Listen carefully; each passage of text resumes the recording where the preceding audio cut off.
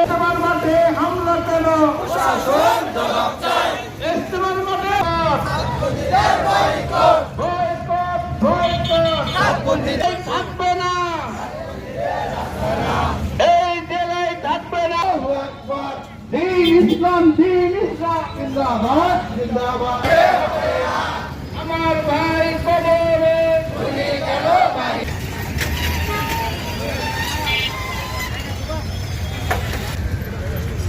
আলহামদুলিল্লাহ রাব্বিল আলামিন ওয়াসসালাতু আলা আশরাফিল আম্বিয়া করে ফেলে। অনুরূপ ধর্মীয় প্রতিটি বিষয়ে আমরা নিষিদ্ধ করতে চাই, ঠিক কিনা বলেন? আমার ভাইরা, ওমারা আমাদের অনুসরণ করা আমাদের জন্য দায়িত্ব, কর্তব্য। যদি আমরা না করি, আমরা ভারতকে আমরা কি করেছি, পরিত্যাগ করেছি।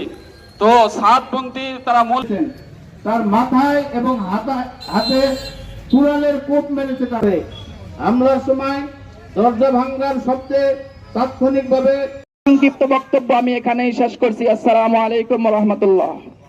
জয়পুরহাট পাটারপাড়া মসজিদে প্রায় ৮-১০ দিন হয়ে গেল একটা সাতপন্থীদের বিশিষ্ট তাবলীগের মুরব্বী হযরত মাওলানা তাদের বুঝ থাকলে সহি বুঝ দান করেন আল্লাহ। এ আল্লাহ হেদায়েত নসিব থাকলে হেদায়েত দান করেন। না জানি না আল্লাহ, এ আল্লাহ তোমাকে পাওয়ার উদ্দেশ্যে আমরা একত্রিত হয়েছি মাওলা।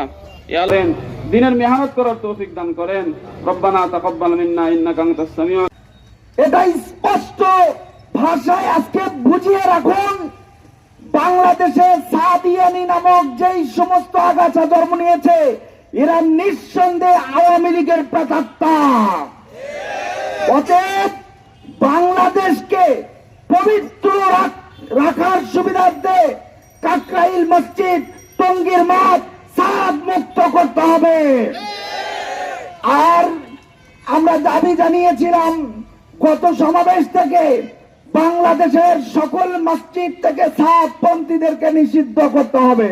এলাকার প্রখ্যাত আলেমে দ্বীন হযরত মাওলানা নাজমুল হোসেন সাহেব স্বতন্ত্র প্রহরী। এই দ্বীনের ভিতরে, ধর্মের ভিতরে যখন কোন শয়তান